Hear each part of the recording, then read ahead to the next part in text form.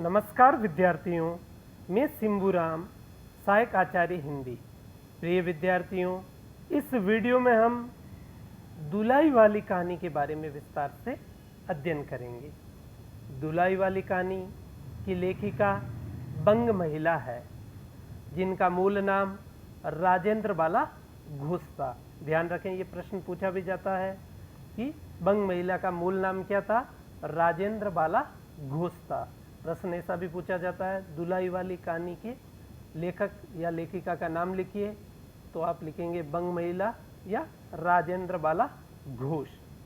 हिंदी की प्रथम मौलिक कहानी लेखिका हैं राजेंद्र बाला घोष।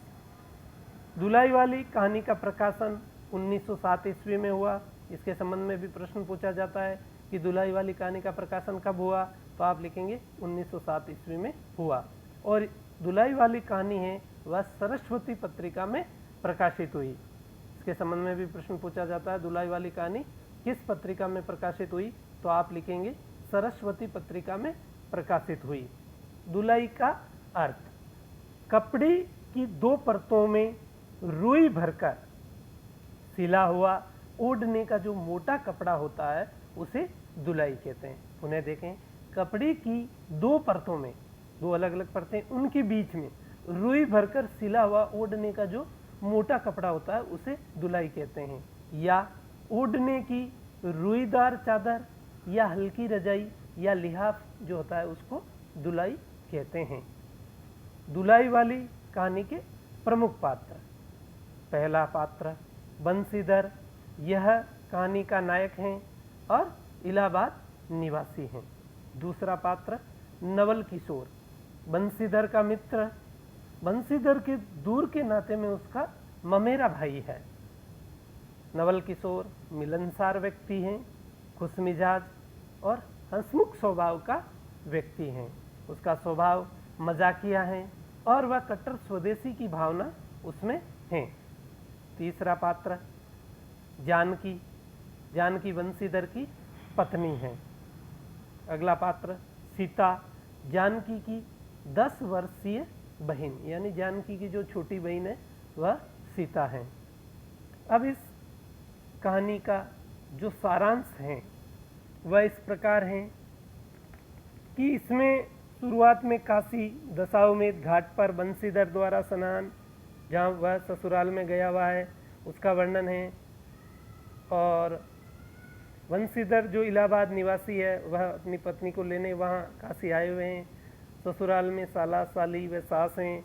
एक धोबी का प्रसंग और उसके बाद में मुगल सराय स्टेशन पर उनका रुकना और एक लंबे घूंघट काटे एक स्त्री का प्रसंग आता है। जैसे रेल में ग्रामीण महिलाएं व मिर्जापुरी बोली में आपसी बातचीत करती है। बंसीधर का इलाहाबाद उतरना, स्त्री बुढ़िया और जानकी हैं।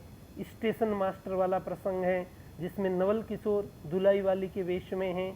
इस प्रकार यह जो कहानी है इसमें वर्णन हुआ है। अगला बंसीधर की चारित्रिक विशेषताएं। दुलाई वाली कहानी का प्रमुख पात्र व नायक, इसको हम मान सकते हैं बंसीधर को। बंसीधर में सद प्रवृत्तियां हैं, वह सदमित्रता निभाता है। नवल किशोर से मित्रता का सम्यक और पूर्ण निर्वहन वह करता है। दूसरा सतर्क हैं, सुलझा हुआ व्यक्ति हैं, निर्णय लेने की उसमें क्षमता है, स्वदेशी के प्रति प्रेम की भावना है। जब भारत में विदेशी कपड़ों का बहिष्कार और तत्संबंधी आंदोलन चलता है तो वह स्वदेशी का पक्ष लेते हुए दिखाई देता है। बंसीधर एक साहसी और उत्साही व्यक्ति हैं। महिलाओं के प्रति उसके मन में सम्मान व सहयोग की भावना है।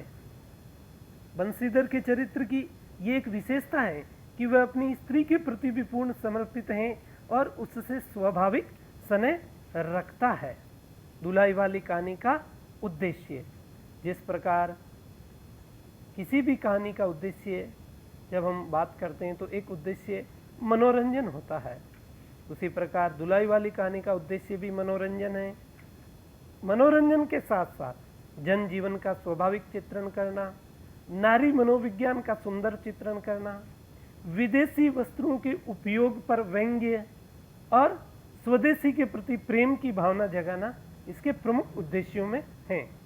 दुलाई वाली कहानी की कथानक की विशेषताएं। दुलाई वाली कहानी का कथानक संक्षिप्त है, भावपूर्ण है, सरल है, अर्थपूर्ण है और प्रसंगानुकूल है। धन्यवाद।